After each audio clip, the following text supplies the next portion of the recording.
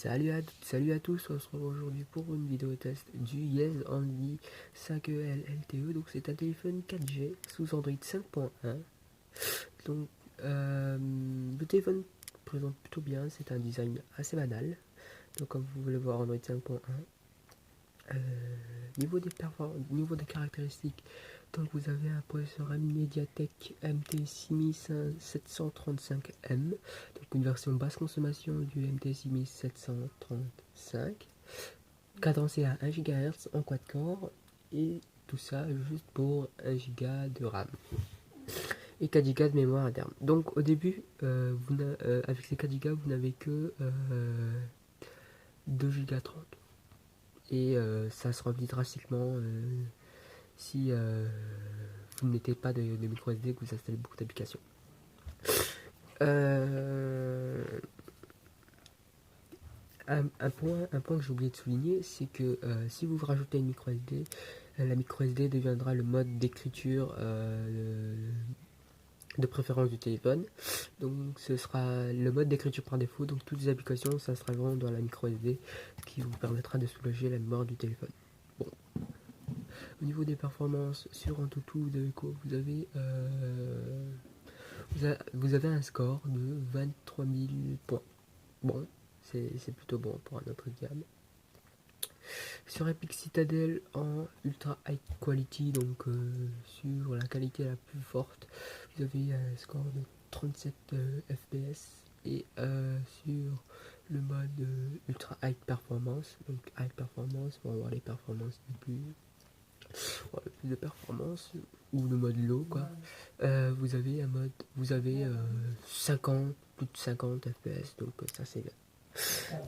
Venons-en maintenant à l'écran et à l'audio. Donc on va voir une vidéo simple en 720p.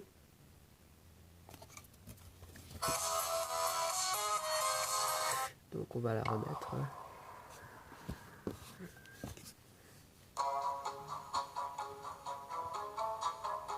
Donc on voit pas très bien, mais la vidéo est très fluide. D'ailleurs le son est tout aussi bien.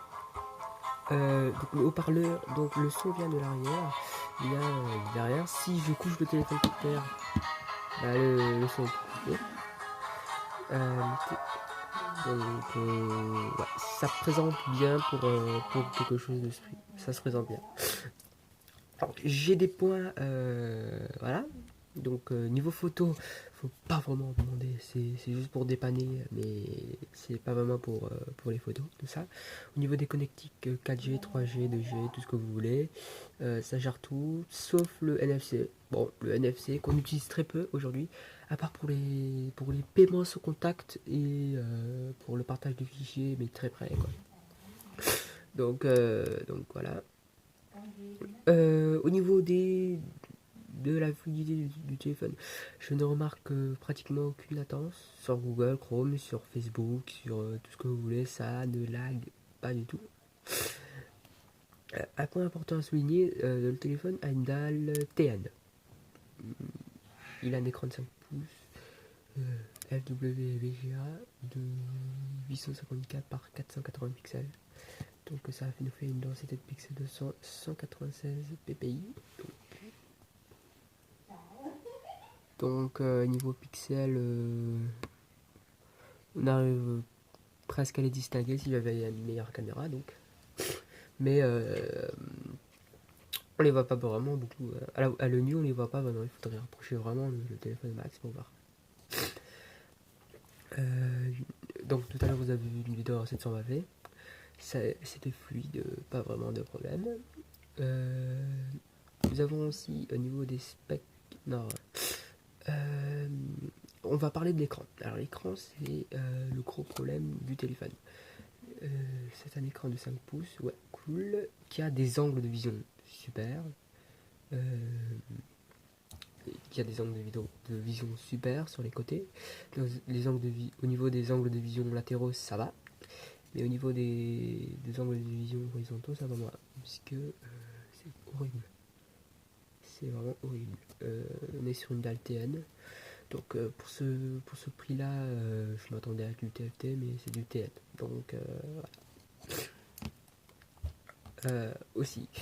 Alors l'écran est un écran capacitif, donc ça c'est déjà bien. Résistif, ce serait, voilà, 2 points.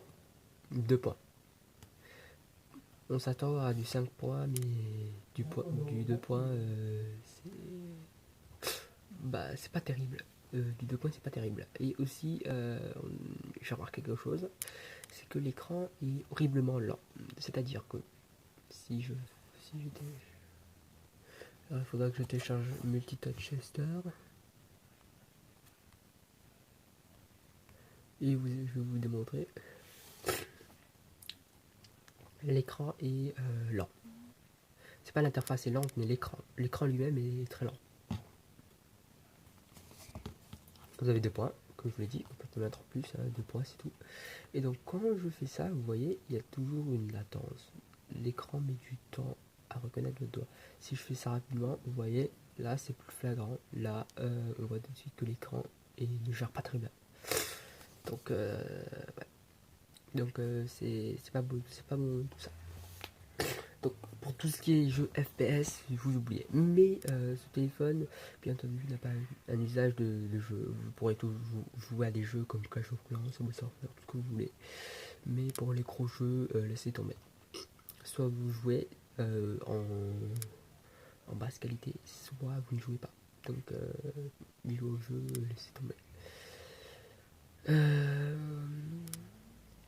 Donc le téléphone est commercialisé à 79 euros. Pour 79 euros, on n'y reproche rien. Par contre, je trouve quelques petits défauts pour ce téléphone. Pour juste 79 euros, bon, pour 79 euros, vous avez des concurrents comme l'Ayer 50L, qui est, à mon humble avis, plus meilleur que ce téléphone, dans le sens où il a 8 Go de mémoire interne et qu'il a un écran bien meilleur, hein, qui n'est pas lent comme celui-là. Donc voilà. Mais après, vous avez mieux. Vous avez mieux encore que le Ayer 50L, vous avez le Wiko Lenny 2, qui lui a un MT6780M, code core Canon 5,3, et qui est bien meilleur au niveau des performances. Certes, vous avez moins de RAM, 768 MO, mais vous avez un écran IPS, même résolution IPS, mais c'est meilleur. Par contre, au niveau de la batterie, je sais pas si c'est la même chose, mais voilà. Alors, au niveau de l'autonomie, j'ai oublié d'en parler, mais l'autonomie est excellente. Alors, je dis excellente, mais c'est pas vraiment excellente. Avec ce téléphone, on peut tenir plusieurs jours si on a une utilisation modérée. Genre 2 jours, 2-3 jours, si vous utilisez juste pour les appels, les SMS, quelques petites vidéos, voilà. Le côté là, c'est excellent. Maintenant, il y a aussi...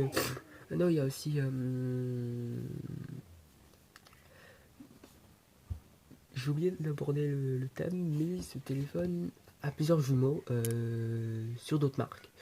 Comme par exemple, vous avez le Ayer, comme par exemple le Ayer 50L qui est la même chose, mais avec plus de mémoire interne et qui a un écran meilleur. Mais au niveau du firmware, c'est la même chose. Donc voilà. Pour ce prix-là, je vous conseille le téléphone, même si vous voulez prendre une valeur sûre, je vous conseille vraiment de prendre un Wiko Lenny 2 qui est meilleur. Mais alors, plus sûr, voilà. Donc pour le prix de 80 euros, ce téléphone-là, je le conseille. Mais le Wiko Lenny 2 est meilleur. Donc voilà pour le petit test. Voilà, c'est mon premier test. Ça a été c'est un petit peu parti dans tous les sens, mais j'espère que vous avez apprécié la vidéo et que vous allez la liker.